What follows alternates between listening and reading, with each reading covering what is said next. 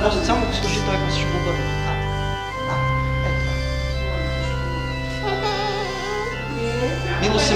Мило семейство, не мога да се въздържа да ни кажа няколко думи. Знам, че той вече така ви с нетърпение сте да привърши, но все пак сме още в празнично настроение и аз съм особено щастлив, че на днешния хубав празник, в тази неделя, когато цялата ни православна църква навсякъде по света празнува и деня на светите братя Кирил и Методий, просветители български и славянски, деня на българската култура и просвета.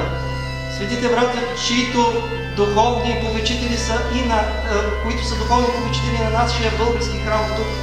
Виждате ги там на тази икона, виждате ги тук сме ги изнесли. По Божие изволение и по ваше желание, младени, мили сродници и близки родители, кръстник на Никола, Бог ни събра днес в Божия дом, тук под купола на Божията благодат, за да се помолим за този млад воин Христов. Така се наричат малките християнчета, момчетата особено. След малко ще го внесем в олтара. Детето, което е едно ангелче, днес получи кръщение и стана пълноправен член на голямото християнско семейство.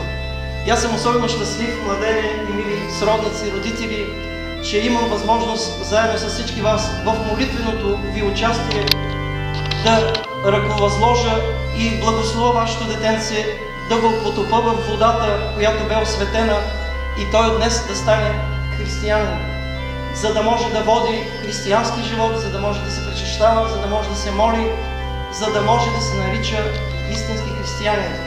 И съм щастлив, че далече зад родна стряха, зад България, зад океана, имаме възможност всички с вас, близки и приятели, и българи, и американци, в едно сърце да кажем: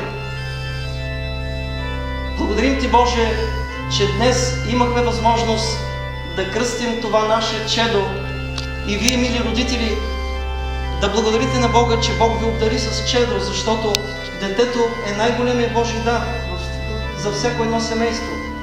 Бъдете щастливи с това малко християнче, с Никола, юнак Никола, нека да расте здрав, да бъде възпитаван в истините на православната вяра и все така религиозен, както своята баба, своят дядо и своите родители. Кръстник, ти от днес нататък ставаш духовен отец. Ако той си има истински отец, то ти от днес нататък ставаш духовен отец. Така че ти си spiritual father от днес нататък. Така че внимавай как ще го възпитаваш и какво ще правиш. Много отговорно е за тебе. Това, което ти каза, вярвам в един Бог Отец, символ на вярата не е формално. Обеща пред всички светии, тук вижте, всички български светии и най-вече пред светите брата Кирил и Методий. Нека те да му бъдат покровители младени. Нека всички български светии закрепят това малко наше духовно чедо.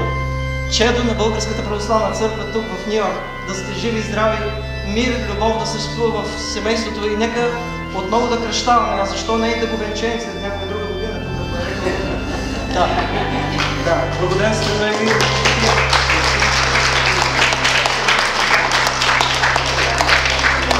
Благоденствено е мирно и житие, здраве и спасение, всем благо и поспешение подаш, Господи, Светейшему Отцу нашему Неофиту, Патриарху Българскому, Високопреосвещеному Йосифу, Даниилу, епископу Драговитийскому, всему священическому, дяконскому, монашескому чину, новопросвещеному рабу Твоему Николу, с родители, сродники и възприемники Его, и сохрани на многое лето,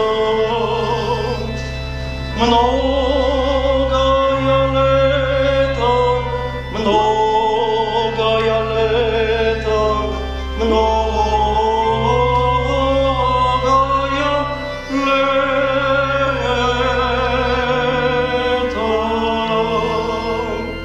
Честито ни християнче, мили брати и сестри, да ни е жив и здрав.